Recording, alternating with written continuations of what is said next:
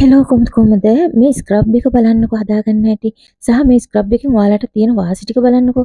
ඔයාලගේ දෙතොල් වල මෙන්න මේ ප්‍රශ්න තියෙනවා නම් මේ ස්ක්‍රබ් එක ඔයාලට ගොඩක් උදව් වෙයි. දෙතොල් දුර්වර්ණ වීම එහෙම නැත්නම් අවපැහැවීම කියන අපි කියනවා කළු වෙලා කියලා කියනවා. ඒ කියන්නේ දෙතොල් වලත් මෙන්න මේ හයිපර් පිග්මන්ටේෂන් තත්ත්වය ඇති වෙනවා. ඒ වගේම දෙතොල් පුපුරලා හැම යනවා වියලි ඉතින් මේ වගේ තත්ත්වයන් ඇති වෙනවානේ. ඉතින් මේ තත්ත්වයන්ට හේතුන් තමයි අපේ ශරීරයට අවශ්‍ය වතුර ප්‍රමාණය හරියට නොලැබීම මගින් ශරීරයේ විචලනය වුනහම මේ දෙතොල් අවපැහැවෙනවා ඒ වගේම පුපුරනවා හැම යනවා මේ වගේ තත්ත්වයන් ඇති වෙනවා. ඒ වගේම දෙතොල් සතියකට දවස් දෙකක්වත් අඩුම තරමේ මේ විදිහට ස්ක්‍රබ් කරගන්න ඕනේ. නැත්නම් මේ දෙතොල් වල තිබුණු මැරුණු සම ඉවත් වෙන්නේ නැති නිසා දෙතොල් වල අවපැහැ ගතිය තවත් වැඩි වෙනවා. අනිත් කාරණේ තමයි හිරු එළියට අපේ දෙතොල් නිරාවරණය වුණාම මේ දෙතොල් වල හයිපර් පිග්මන්ටේෂන් වගේ දේවල් ඇති වෙනවා. ඉතින් ඒ තත්ත්වෙන් මගහරවා ගන්න නම් ඔයාලා SPF අඩංගු ලිප් බාම් එකක් වගේ ලියනකොට පාවිච්චි කරන්න ඕනේ. ඒ වගේම අධික ධූමපානය, කැෆීන් භාවිතය වගේ දේවල් නිසාත් අපේ මේ දෙතොල් අවපැහැ ගැනීම ඇති වෙන්න ඉඩ තියෙනවා. ඒ වගේම නොයෙකුත් මෙඩිකල් කන්ඩිෂන් මතත් මේ දෙතොල් අවපැහැ ගැනීම වියලීම වගේ දේවල් ඇති වෙනවා. තව කිසිම ප්‍රමිතියක් නැතිව මේ දෙතොල් ආලේපන පාවිච්චිය කලයක ලස්සනයි නම් පාවිච්චි කරනෝනේ. නමුත් ඒක ප්‍රමිතිය අනිවාර්යයෙන්ම බලන්න ඕනේ.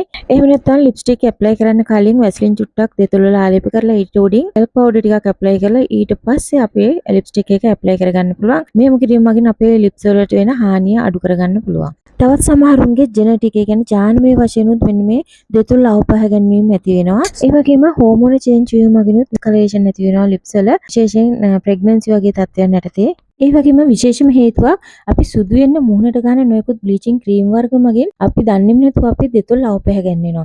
ඔයාලා හොඳට බලන්න සුදු වෙන්න ක්‍රීම් ගාලා ටික කාලයක් යනකොට ඔයාලා දන්නේත් නැතුව ඔයාලගේ දෙතොල් අවපැහැ ගන්න වෙලා කළු වෙලා තියෙනවා. ඊළඟට විටමින් ඌනතාවයන් මත විශේෂයෙන් iron, vitamin B12, vitamin B2, vitamin B6, folate වගේ විටමින් ඌනතාවයන් මතත් මෙන්න මේ දෙතොල් අවපැහැ ගැනීම ඇති වෙනවා. දෙතොල් පුපුරනවා හැම යනවා වගේ දේවල් ඇති වෙනවා. ඉතින් අද ඔයාලට කියලා දෙන මේ ස්ක්‍රබ් එක තුලින් ඔයාලගේ දෙතොල් හොඳට මොයිස්චරයිස් කරගන්න, දෙතොල් හොඳට පිරිසිදු කරගන්න, මේ මැරුණු සම ඉවත් කරගන්න, දෙතොල් පැහැපත් කරගන්න හැම දෙයකටම උදව් වෙනවා. බලමු අපි හදාගන්න මොනවද අවශ්‍ය වෙන්නේ කියලා. අපිට පළමුවෙන්ම සීනි මෙන්න මේ වගේ තේ හැන්දක් දෙකක් විතර ඕන වෙනවා. ඔයාලට මේක හදලා මාසයක් වුණා තියාගන්න පුළුවන් වතුර දාන්න නැතුව. හොඳයි. සීනි වල අඩංගුලා තියෙන ග්ලයිකොලික් ඇසිඩ් මගින් අපේ මේ දෙතොල් හොඳට එක්ස්ෆොලියේට් කරගන්න, දෙතොල් පිරිසිදු කරගන්න, පැහැපත් කරගන්න උදව් වෙනවා. ඔයාලා දන්නවා ග්ලයිකොලික් ඇසිඩ් වලින් ඕනම් පැල්ලම මකා ගන්න උදව් වෙනවා කියලා.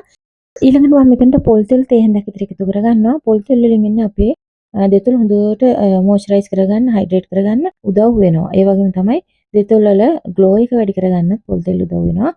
ඊළඟට මම මෙතනට කහ පවුඩර් පිංච එකක් පමණ එකතු කරගත්තා. කහ වලින් වෙන්නේ අපේ දෙතොල් පැහැපත් කරගන්න, පැල්ලම් කැලල් තියෙනවා නම් ඒවා ඉවත් කරගන්න උදව් වෙනවා. කහ වල අඩංගුලා තියෙන කර්කියුමින් කියන නැචරල් ස්කින් ලයිට්නින් ප්‍රොපර්ටි එක මගින් අපේ මේ දෙතොල් වල තියෙන අවපැහැ නැති කරලා දෙතොල් පැහැපත් කරගන්න උදව් වෙනවා. මේ විදිහට ස්ක්‍රබ් එක හදලා ඔයාලට මාසයක් වුණත් තියාගන්න පුළුවන්. මේකට වතුර වැටෙන්නේ නැතුව තියාගන්න. වතුර වැටුණොත් සීන් ටික දිය වෙනවා. ඒතකොට අපිට ස්ක්‍රබ් කරගන්න බැරුව යනවා. ඒ නිසා වතුර වැටෙන්නේ නැතුව තියාගෙන පාවිච්චි කරන්න පුළුවන්.